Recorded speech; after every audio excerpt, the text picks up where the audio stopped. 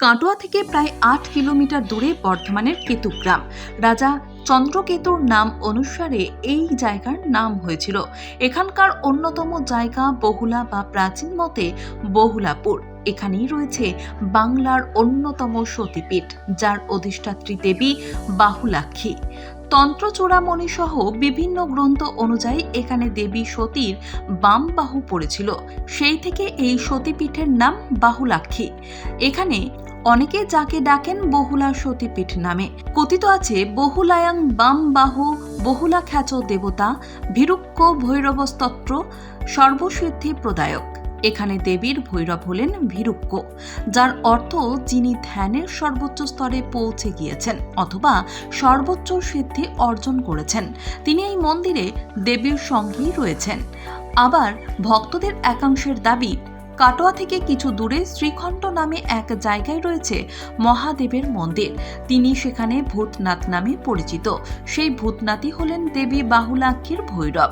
প্রাচীর দিয়ে ঘেরা দেবীর মন্দির, যার গর্ভগৃহের সামনে রয়েছে বড় আকারের উঠোন, যার লাগোয়া বলিদানের জায়গা, যার কয়েক হাত দূরেই রয়েছে নাট মন্দির, যেখানে ভক্তদের ভোগ পরিবেশন করা হয়। নাট মন্দিরের পিছনেও আবার বলিদানের আরেকটি হাড়ি কাঠ রয়েছে। মন্দিরের লাগোয়া ভোগ পুকুর। দেবীর সঙ্গেই আছে গণেশের মূর্তিও। কথিত আছে দেবীর কোষ্ঠী পাথরের মূর্তিটি যে পুকুর থেকে পাওয়া গিয়েছিল, সেই পুকুর থেকেই উদ্ধার হয়েছিল গণেশের মূর্তিটিও। এই মন্দিরে গণেশের মূর্তিটিকে হেরম্ব গণেশের রূপে পুজো করা হয়। বহুলা গ্রাম থেকে কিছু দূরে রয়েছে ঈশানী নদী, তার কাছে রয়েছে একটি প্রাচীন মন্দির। ভক্তদের একাংশের দাবি, ওই প্রাচীন মন্দিরই আগে দেবী বাহুলাক্ষীর অধিষ্ঠান ছিল। ভক্তদের একাংশ আবার দেবী বাহুলাক্ষীকে দেবী চণ্ডীদাসের বর্ণনা অনুযায়ী দেবী ধূমাবতী বলে মনে করেন। গবেষকদের একাংশের আবার দাবি, রাজা চন্দ্রকেতু বা তাঁর পরিবারের কেউ তান্ত্রিক মতে উপাসনা করতেন। তিনি অথবা তার পরিবারের ওই সদস্য এই মূর্তি স্থাপন করেছিলেন।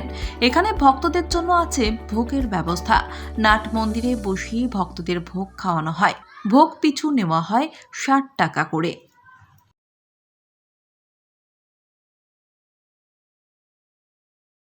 কাটোয়া থেকে প্রায় ৮ কিলোমিটার দূরে বর্ধমানের কেতুগ্রাম। রাজা চন্দ্রকেতুর নাম অনুসারে এই জায়গার নাম হয়েছিল।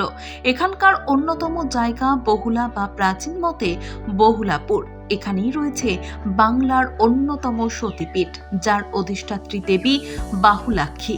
তন্ত্র চূড়ামণি সহ বিভিন্ন গ্রন্থ অনুযায়ী এখানে দেবী সতীর বাম বাহু পড়েছিল।